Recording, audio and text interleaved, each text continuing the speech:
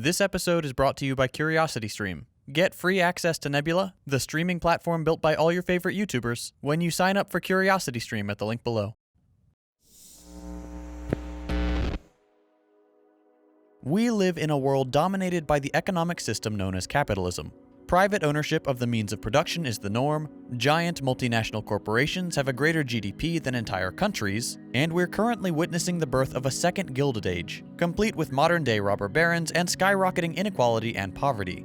For the first time in 100 years, the United States is seeing a real resurgence in class consciousness and criticism of the status quo. We've seen record numbers of protests and rallies, low-wage workers are walking out and demanding better conditions, and the language of class struggle is finally beginning to seep back into the American consciousness. It would be absurd to look around and assert that everything is fine, that capitalism is providing a good life and opportunities for the average person, when every quality of life metric is in decline for everyone except the top few percent. And yet, as always, there are those who are unwilling to acknowledge the reality of the situation, and instead fall back on ignorant or bad faith arguments to defend a failing economic system. In this episode, we're going to look at one argument in particular, the claim that without capitalism, there would be no innovation. Let's start with the assertion itself. Without capitalism, there would be no innovation. What does this imply? It suggests that the sole motivating factor for anyone to do anything is money, the profit motive. It suggests that the only reason society has advanced is because of capitalism. This is quite the claim. And, as we'll see shortly, it is incorrect in both regards. Let's start with the first point, the profit motive as the motivating factor. Once upon a time, people produced food not to sell, but to consume themselves and stockpile for the future. No money exchanged hands, the end. Of course, this is an overly simplistic argument. But people who make claims about the efficacy of the profit motive should remember that capitalism is a fairly recent development in the grand scheme of things. But leaving thousands of years of human history aside, even in the modern capitalist era, there have been countless examples of people choosing to innovate not because they lusted after money, but because it was the right thing to do. One of the more well-known examples is Jonas Salk. Though it was declared eradicated in the Americas in 1994, polio was once a major threat to children around the world.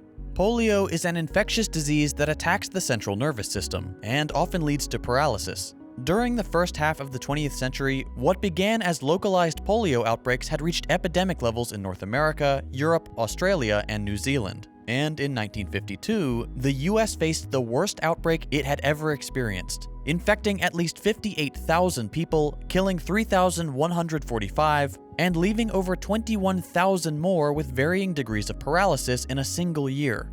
Some of the worst affected could no longer breathe by themselves and needed to be placed in what was called an iron lung. This horrible disease brought unspeakable suffering to children around the world. But thanks to a team of innovative scientists led by Dr. Jonas Salk, today polio is little more than a bad memory. Starting in 1948, Dr. Salk dedicated the next 7 years of his life to understanding how polio worked and how we could fight it. In 1955, when the news of Salk's new and effective vaccine was made public, he was hailed as a hero and a miracle worker. Salk became a household name. He could have taken advantage of this newfound fame and made a fortune on the vaccine, but he refused to patent his creation. Who owns the patent on this vaccine? Well, the people, I would say. There is no patent. Could you patent the sun? Jonas Salk chose not to patent the vaccine in order to maximize its availability around the world. By 1959, 90 countries were making use of the polio vaccine, and by 1994, the disease had been completely eradicated in North America. When people first learn about Jonas Salk, many of them are shocked that he chose not to profit from his creation. It's an understandable reaction when the norm in the pharmaceutical industry is criminal price gouging, where executives rake in tens or even hundreds of millions of dollars every year. But if people like Jonas Salk can exist in even the most lucrative fields, then the profit motive is not the only motivating factor that exists. And this is only one example. If you look around, you'll find many more. Those who benefit from capitalist exploitation will try to convince you that people won't be motivated to improve the world without a financial incentive. But that's just not the case. But enough about this first point. Let's move on to the second one, the claim that society has only advanced because of the profit motive. Capitalist apologists have a tendency to view the private sector as some godlike entity that operates with 100% efficiency, is the sole driver of innovation, and always acts in the best interest of the people. This is rarely, if ever, the case. In fact, the private sector hardly ever drives innovation at all. Take the iPhone, for example. Fans of capitalism love to say things like, you tweet about socialism from your iPhone, but you wouldn't have that iPhone without capitalism. That's a little disingenuous, to say the least. If you look at the iPhone, or just about any modern phone really, you'll see that very nearly every critical part was developed with public funding. Microchips, GPS, accelerometers, image sensors, touchscreens. These were all projects funded by the public, either via the government or the military. And it's not just phone components. Nearly every aspect of modern-day life was funded and created not by the private sector, but by the public sector. Satellites, the internet, public schools, national parks, waste management, water infrastructure. Things we rely on and take for granted today are the result not of this supposed capitalist innovation, but of public programs. The private sector rarely drives innovation. Even the internet's favorite faux futurist, Elon Musk, is only able to pursue his vanity projects because of billions of dollars of government funding. Okay, so if capitalism isn't driven by innovation, what is the driving factor? It's pretty simple, really. Capitalism is driven by the profit motive, not by some innate drive to innovate. If something is profitable, it will be produced, which leads to the proliferation of cheap, useless garbage like 30 different kinds of poop emoji pool floats and tens of thousands of copycat phone cases. If we take the pharmaceutical industry again, instead of prioritizing new, critically important medicine, the profit motive incentivizes the production of slight variations of existing drugs in order to extend their patents. In this way, capitalism actually prevents innovation by demanding that funding be allocated towards the most profitable ventures, not the ones that will do the most good or drive humanity forward. But this isn't the case everywhere. If we take a country like Cuba, where healthcare is nationalized, we see a completely different approach. Since they're not beholden to the profit motive, Cuba has made astounding medical advances even with a drastically lower GDP than the US, not to mention decades of crippling US sanctions. Cuban doctors are renowned the world over, and during the pandemic, they not only easily handled their own outbreak, they also sent their doctors and medical supplies to countries who needed them most, all without the expectation of any kind of profit. Again, capitalism will not produce results unless there is a profit to be made.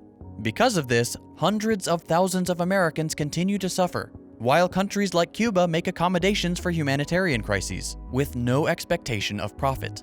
But let's move on to something a little more current. I'm sure most of you have seen the viral pictures of these signs put up at fast food restaurants and other low-wage businesses.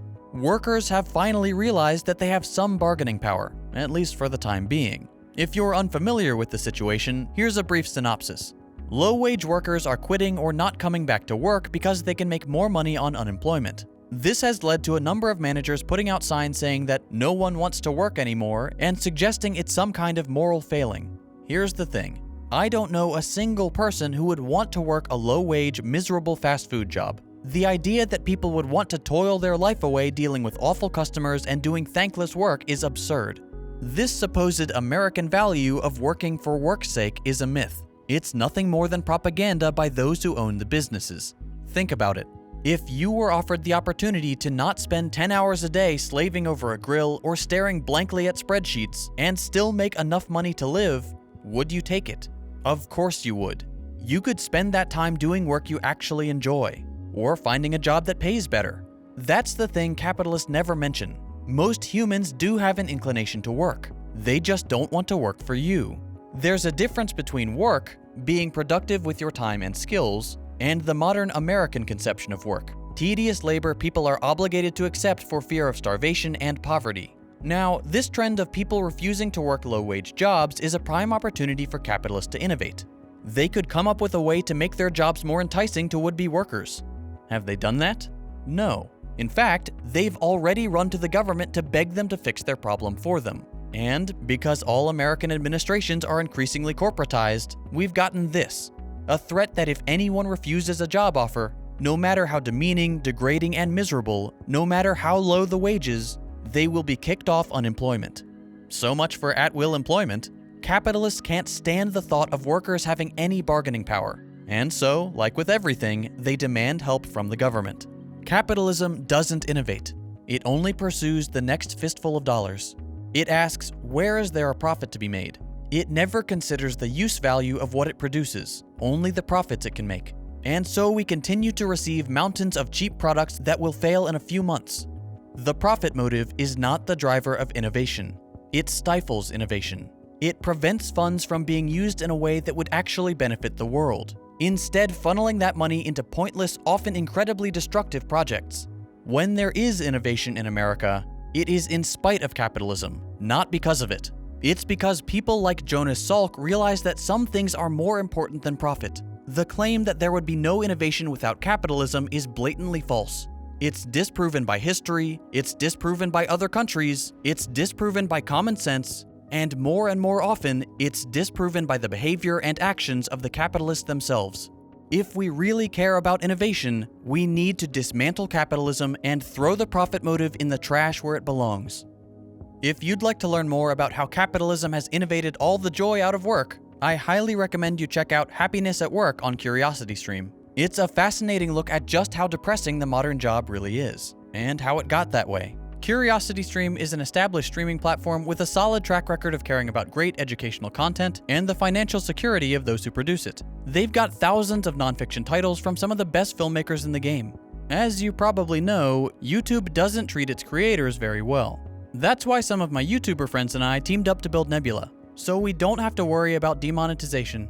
As educational creators ourselves, we love CuriosityStream, so we've worked out a deal, where if you sign up for CuriosityStream at the link below, you'll also get access to Nebula, 100% free. That's less than $15 a year for both CuriosityStream and Nebula, which, in my humble opinion, is a pretty great deal. Since most of us are still waiting for the vaccine, why not spend some time learning about fascinating topics on CuriosityStream? Or check out Nebula's original content, including my upcoming series on the resurgence of fascism. You can also watch all my videos as they were intended, ad-free. There really is something for everyone, and by signing up at the link below, you're helping us produce more content without the fear of demonetization.